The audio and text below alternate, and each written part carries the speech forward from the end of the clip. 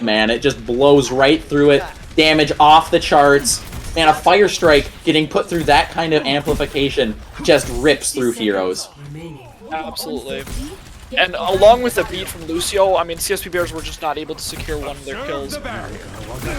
Let's see here. This is most likely going to be one of the last fights here, and another great Dragons from Fua. Are you kidding me?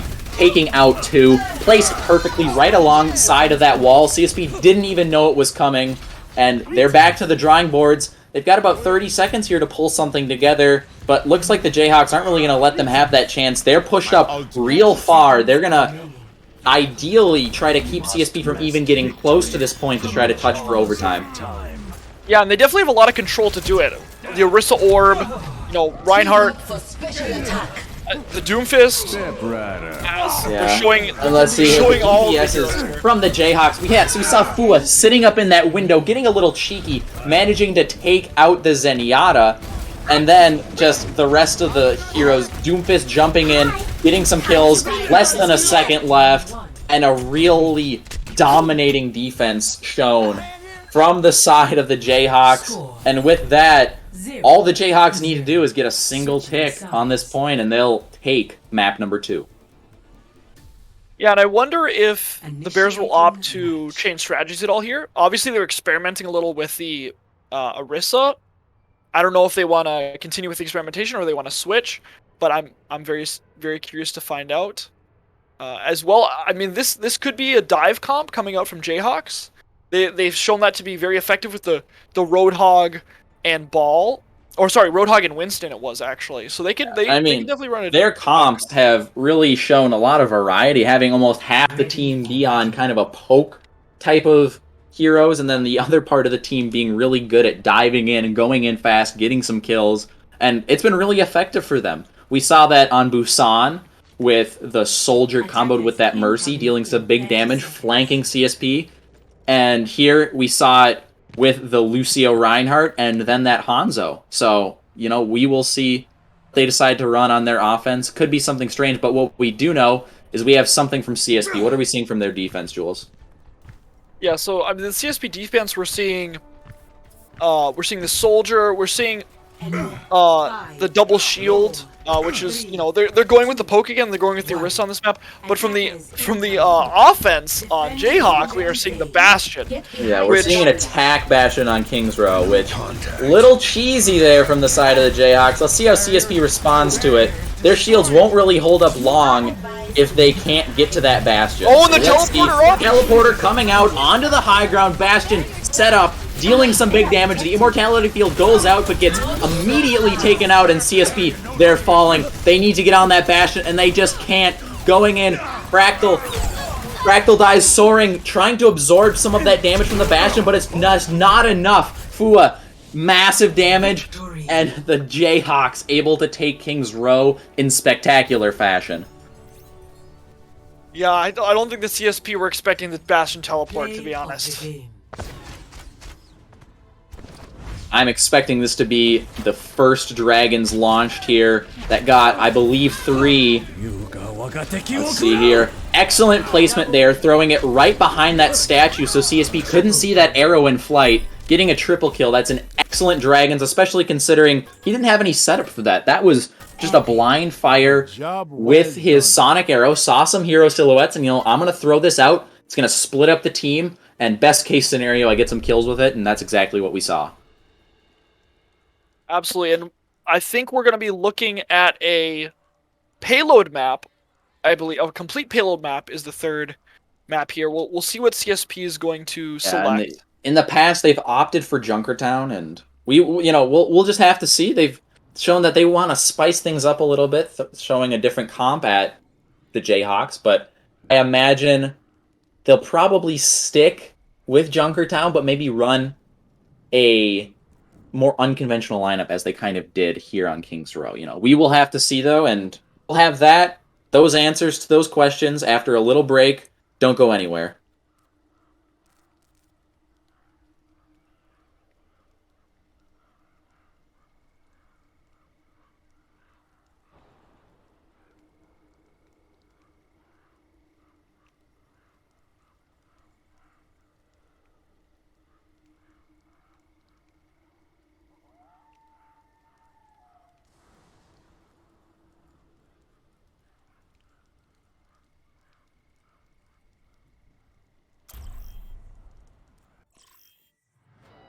Welcome to Junkertown. And it looks like the map will, in fact, be Junkertown. So, CSP, they will be on the defense here first, and we'll have to see if they stick with a more traditional comp or spice things up a little bit. Let's see here. We'll find out in 15 seconds. Jules, what are you expecting from this map? So this map, as I've said the past couple of weeks, this map is a big sniper map. We're going to see probably some snipers on both sides. Always some entertaining gameplay from an eagle's eye perspective as you see the Widowmaker shots rocket through the air and get a pick off. So, you know, we're going to have to get... me and Hans are going to have to catch up on these pickoffs pretty quick because they can happen really fast in this map. It looks like we have, as snipers go, we have Fu on the Widowmaker. And we have 6-stack on the Hanzo here. So we're going to want to look at Widowmaker. Widowmaker is going to be probably just a huge pick for the CSP Bears here if they want to win this. They're going to have to kill this Widowmaker, find a way around her, which is yeah, I think Fractal's going to be the one that's going to be tasked with that job, jumping onto that Widowmaker, getting that kill, making it a 6 versus 5. That's going to be Fractal's job, and if they're able to do that, they could see some success here.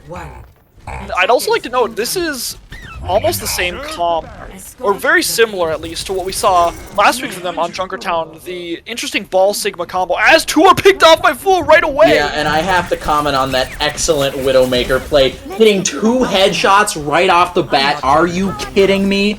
Excellent job there, and that's going to stop CSP right in their tracks. We had Fractal get caught out, gets put to sleep, and then the rest of the Jayhawks team able to come in. Fua on fire. Yeah, I think the only way CSP are going to win this if Fool plays like this is they have to kill him. They have to take away his license to kill. There's no way they can do anything. They just can't play unless they really play around this Sigma shield.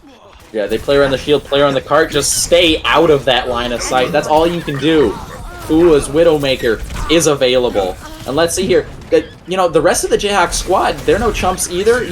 We see their Wrecking Ball going in, swinging around, really disrupting CSP. And they're not really able to get their team together and focused behind a shield when you have a Wrecking Ball booping them out of the way. And with that, Fua able to deal some damage along with their Cowboy. Yeah, and the issue here for CSP is they have a pretty good dive cap. As they get the Lucio pick, that could be important. They could certainly capitalize off that. Yeah, let's see. CSP, they're finally able to dive a little bit. We see Drago and Fractal going in. Drago reflecting the flashbang onto Fua. That's an excellent play there. Just escaping with 29 health. Great job from CSP. They're building up a little bit of momentum here. And let's see if they keep it going.